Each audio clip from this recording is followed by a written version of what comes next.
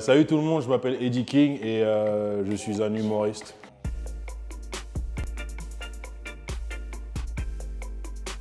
Je pense pas que je suis un gars qui suis foncièrement drôle, genre j'ai jamais été le clown de service à l'école, j'ai jamais été le bout en train de la classe, j'ai jamais été ce mec-là.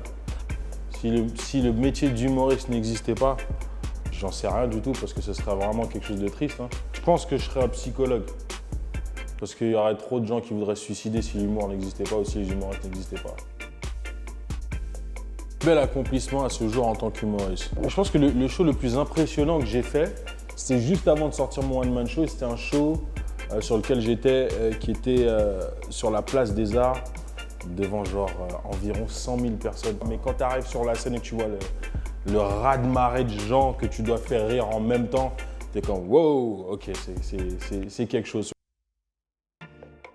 Je suis très perfectionniste. Je dirais c'est peut-être ça plus mon défaut et peut-être que je devrais plus aller plus avec la quantité, mais je me dis... Tu sais, il y a des gens, ce qu'ils font, c'est que quand ils écrivent des jokes, ils en écrivent et puis ils vont aller sur scène, ils vont aller essayer vraiment 75% de ce qui est écrit qui n'est pas vraiment drôle. Okay, knock knock. Pow. Pow pop. Run away if you have glasses or he will kill you. J'ai du mal à aller sur scène si je sais que je ne vais pas avoir un ratio de au moins 75% de ce que je vais essayer pour la première fois va fonctionner. Si j'ai pas ce ratio-là, pour moi, c'est comme ça sert à rien. C'est peut-être ça mon défaut dans ma façon de travailler par rapport à d'autres. De procurer ce sentiment d'intimité avec les gens à qui je m'adresse, peu importe le nombre qu'ils sont. On va s'adresser comme si on s'est connus toute notre vie, qu'on va être des meilleurs potes de la life. Ouais, je crois que c'est ma plus belle qualité en humour. Est-ce que vous avez vu les lèvres? Est-ce que vous avez vu les lèvres? C'est pas des lèvres, c'est des saucisses hot dog, mesdames et messieurs. Je connais qu'une personne sur Terre qui a des lèvres comme ça et c'est même pas un noir. C'est Anne-Marie Lozic. Bonsoir tout le monde, ça va bien? Les gars là, c'était un concours qui m'a permis, c'est pas qui m'a permis de démarrer, mais ce qui m'a permis d'être vraiment connu. Le prix, c'était de faire un gala juste pour rire à la fin. Et je suis arrivé jusqu'en finale. Ça dépend de l'artiste. Les artistes plus jeunes, non, c'est pas super efficace. Parce que moi, je regarde ça, tu sais, des fois, il y a des gens de mon âge ou de ma communauté, on va dire, tu sais, la communauté un peu plus urbaine, les gens qui s'intéressent tu sais, beaucoup de gens, des fois, ils viennent voir et me disent « Ouais, mais on n'a pas entendu parler que tu faisais tel truc. » Mais c'est parce que quand ils regardent la télé, il n'y a rien qui s'adresse à eux, donc ils ne la regardent pas. Comme moi, je sais que chez moi, tu sais, des fois, il m'est même arrivé de travailler avec des artistes qui étaient super connus, mais que moi, je ne sais même pas c'était qui avant de travailler avec eux, juste parce que je ne regarde pas.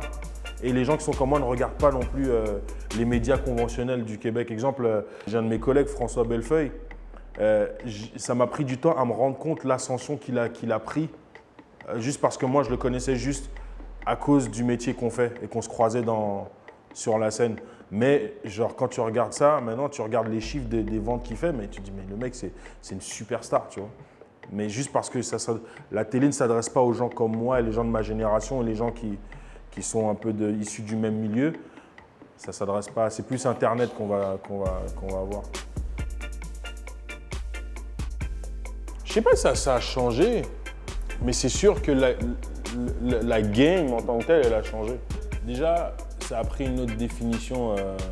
Pas que ça a pris une autre définition, il faut définir un peu le mot humoriste. Humoriste, ça peut être très large. Donc, la personne qui va sur scène que la personne qui fait rire dans un film ou la personne qui fait rire en 15 secondes sur des Vines ou sur Instagram. C'est autant des humoristes. Après, si je te parle du stand-up pur et dur, c'est sûr que ça a fait un peu... le fait d'avoir tous ces Viners et tout, un peu fait du shadow parce que fait un peu de l'ombre à tous les stand-up comics parce que quand après ces Viners-là, ils essaient d'aller sur scène, ils n'y arrivent pas. Et maintenant, les gens, ils peuvent se promouvoir avec Internet, mais de façon facile. Tu n'as plus besoin des grands réseaux, tu n'as plus besoin de tout ça. Il y a beaucoup de nouvelles stars qui ont explosé même dans le stand-up. Par exemple, quand tu regardes des gars comme Kevin Hart, je veux pas, Internet a beaucoup aidé pour son ascension. sa face est partout sur Internet. Tu vois, moi, par exemple, moi, je suis pas super bon sur Internet. Tu sais, les Vines, les choses comme ça, j'en fais quelques-uns, tout ça, mais je suis trop du côté stand-up. Que les gens, ils retiennent de moi.